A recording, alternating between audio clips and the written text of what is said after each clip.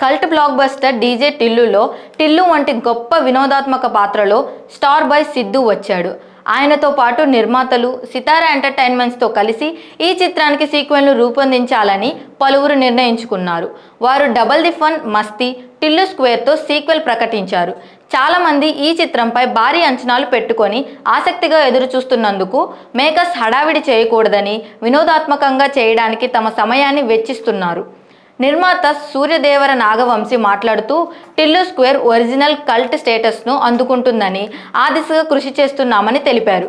సినిమాను 2024 ఫిబ్రవరి 9న ప్రేక్షకుల ముందుకు తీసుకురావడానికి రెడీ అవుతున్నారు. టిల్లు స్క్వేర్లో అనుపమ పరమేశ్వర్ కథానాయికగా నటిస్తోంది. ఒరిజినల్లో స్నేహ శెట్టి పోషించిన రాధిక పాత్ర కూడా గుర్తుండిపోయేలా ఉంటుందని మేకర్స్ చెబుతున్నారు. రామ్ మిరియాల స్వరపరిచి పాడిన టికెట్టే లేకుండా అనే పాటను మేకర్స్ విడుదల చేశారు. పాట భారీ హిట్ అయ్యింది.